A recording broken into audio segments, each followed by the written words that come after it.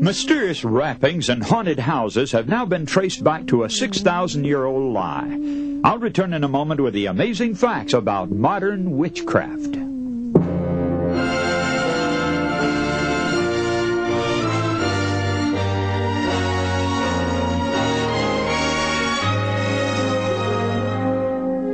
Hello, this is Joe Cruz on the Amazing Facts broadcast, facts which affect you. You know, modern spiritism had its beginning in the year 1848. A farmer by the name of John Fox moved into a certain house in Hydesville, New York, with his wife and two daughters, Margaret, age 12, and Kate, who was 9 years old. After they had moved into this house, they heard mysterious noises. At first, they attributed them to natural causes, maybe some loose boards, or maybe rats or mice at play. And on the evening of March 1, 1948, the strange noises were more pronounced. That is, 1848, of course, not 1948. Those noises became more pronounced than ever before, and they seemed to be distinct rappings. The younger girl, Kate, having an adventurous spirit, she said, "Come on, old Splitfoot, do as I do." She snapped her fingers, and there came an answering rap. Then she snapped her fingers 3 times, and this time there were 3 distinct taps. Mother Fox was a witness, and her curiosity was aroused, and she began asking questions of this phantom spirit. "How old is Margaret?" And the mother and the 2 girls heard 12 raps. "How old is Kate?" And in response, there were 9 raps. And then she said, "How many children do I have?" And there were 7 raps. The mother thought, this spirit can make mistakes. But then she thought to ask another question, "How many living children do I have?" And there were 6 raps. Well, one of the children had passed away a few years before. Well, word spread through the community about this, and people interested in the supernatural came from miles around. And within 2 or 3 years, there were 30,000 spiritualist meetings, all from this small beginning. Today, Spiritism has swept the world and entered into most of the churches even in one form or another. While 1848 marked the beginning of modern spiritualism, actually it was a reappearance of something as old as history, in fact, as old as sin. The Spiritualist Manual says, quote, "Spiritualism is the science, philosophy, and religion of continuous life," end quote. In other words, the immortal soul idea, that a soul can never die, that's what it's based on. In the Bible, somebody who propounded this idea would be put to death. But today, many preachers are teaching it even from the pulpit. How sad that is, friends. In Leviticus 19:31 it says, "Regard not them that have familiar spirits, neither seek after wizards to be defiled by them. I'm the Lord your God." Now here it says that we're not to familiarize ourselves with spirits who are wicked angels pretending that they're dead loved ones. Neither are we to seek after spirit mediums or wizards with their crystal balls, for this is all of the devil. Now the reason that God said this was to give a warning to everybody against the deceptive lie that Satan had been presenting ever since the Garden of Eden. You see, his first lie back in the garden was, and it's recorded there in the Bible, was that the soul would not die, could not die. Now God said, "The soul that sinneth it shall die," in Ezekiel 18:4. But Satan said, "Oh no, the soul won't die. Why, if you eat of the forbidden fruit, you will become like gods." Now in Genesis 2:7 it says, "And the serpent," now this of course is Satan speaking through the serpent, "the serpent said unto the woman, Ye shall not surely die." Now God said, "You're not to touch the fruit of that tree, lest you die." And here's the serpent now saying to the woman, "You'll not really die at all." A voice speaking through a serpent contradicted the very thing that God had deliberately and specifically said. And in fact, God said, you remember, "Ye shall not eat of it, neither shall ye touch it, lest ye die.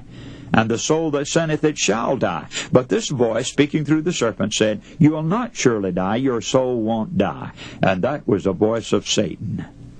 Now, we have here 2 voices opposed to each other, and yet most of the world has accepted the voice of Satan and believe the soul doesn't die.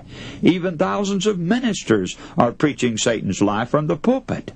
No wonder Jesus said almost the whole world would be deceived by Satan's lies.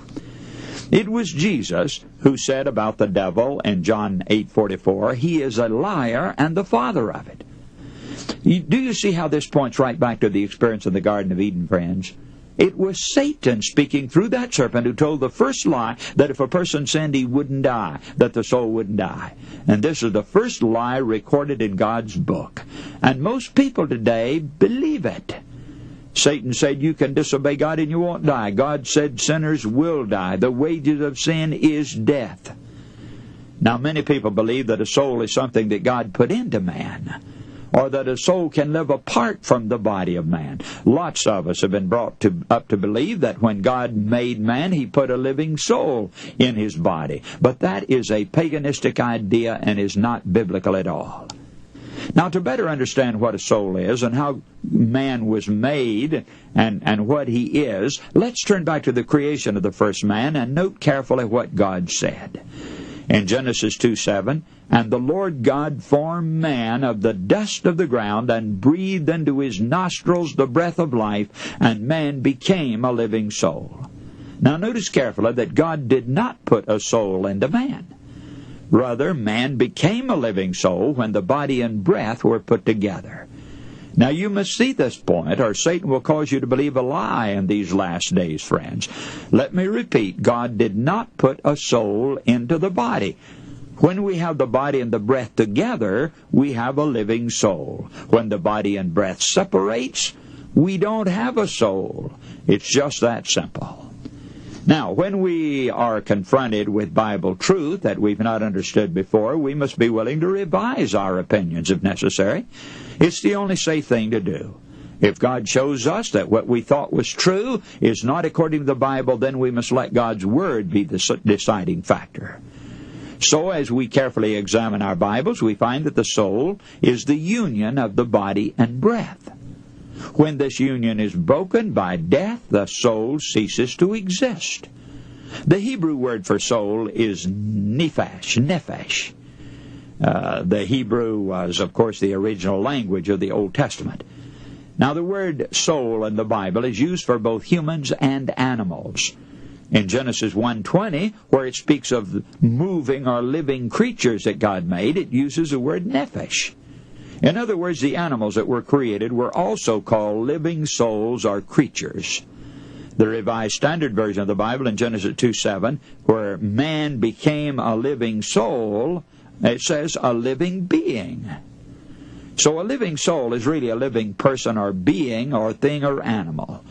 The same word nephesh is used for all of them. In the hundreds of passages where the soul or the breath of life or the spirit of life are mentioned in the Bible, they're nowhere said to possess inherent immortality or to have an existence apart from the body. Souls live and souls die. It makes no difference whether it's an animal or human. They're all subject to death. Now, God tells us that in the creation of man, He formed the body of the dust of the ground. But there was no life until God breathed into the nostrils of Adam His own life-giving spirit or breath. God breathed into his nostrils the breath of life, and man became a living soul or a living person. Ecclesiastes 12:7 tells us what happens when the body made of the dust of the ground and breath, which God breathed into it, are separated. This tells what happens when God separates the two. Then shall the dust return to the earth as it was, and the spirit, or breath, of course, shall return unto God who gave it. So the body goes back to the dust from whence it came when a person dies, and the breath goes back to God. Neither the breath nor the body are alive when they're separated. In Genesis 2:7 it says God gave the breath or spirit, and Ecclesiastes 12 it says that the spirit or breath goes back to God. It's a thing that God gave originally that returns to Him at death. Now let's notice what it reads in Job 27:3. All the while my breath is in me, and the Spirit of God is in my nostrils. The margin in the Bible explains that the Spirit is the breath from God.